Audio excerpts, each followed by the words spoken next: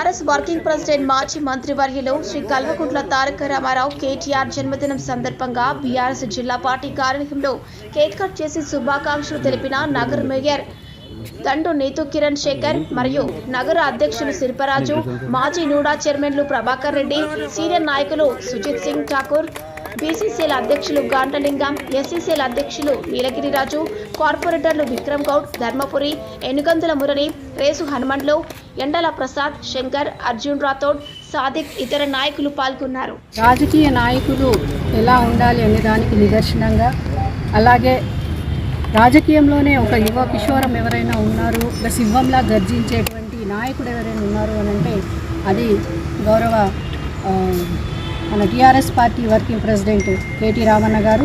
ఆయన జన్మదిన సందర్భంగా నా తరఫున, మా నాయకుల తరఫున, మా పట్టణాధ్యక్షులు శిల్పరాజన్న తరఫున, ప్రభాకర్ అన్న తరఫున, ప్రతి ఒక్కరి నాయకుల తరఫున, కార్యకర్తల తరఫున అన్నగారికి జన్మదిన శుభాకాంక్షలు తెలియజేస్తున్నాను.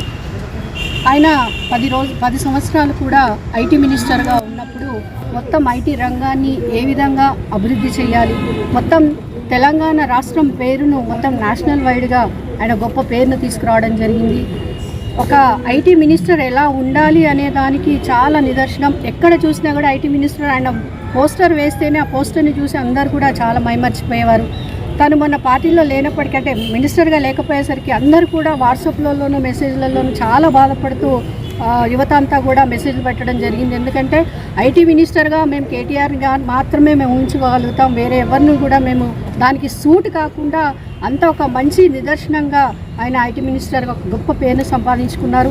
అంతేకాకుండా మాజీ ముఖ్యమంత్రి వర్యులు కేసీఆర్ గారి తనయుడిగా, తండ్రికి తగ్గ తనయుడిగా తాను ఏ విధంగా పట్టుదలతోని తెలంగాణ వచ్చే వరకు ఏ విధంగా కష్టపడి సాధించారో, మరి తను కూడా ఏదన్నా అనుకుంటే కేటీ రామన్న గారు కూడా తన ఉన్న పదవిని, మంత్రి పదవిలో కూడా ఎన్నో విదేశాలకు వెళ్ళి కూడా అక్కడి నుంచి మన దగ్గరికి కొన్ని లక్షల వేల పెట్టుబడులు మన దగ్గరికి తీసుకురావడం జరిగింది. వ్యాపార సంస్థలను, పెద్ద పెద్ద వ్యాపార సంస్థలను తీసుకురావడం జరిగింది. అదంతా ఎలా సాధ్యం అంటే తను చదువుకున్న చదువు కానివ్వండి, తను మాట్లాడే భాష కానివ్వండి, చాలా ఫ్లూయెంట్ లాంగ్వేజ్. ఇంగ్లీష్లో ఎవరైనా ఇంతవరకు రాజకీయ చరిత్రలోనే ఎవరైనా ఆ విధంగా ఒక గొప్ప పేరు సంపాదించారంటే అది కేవలం కేటీ రామన్న గారే. చాలా మంచి భవిష్యత్తు ఉంది అన్నగారికి.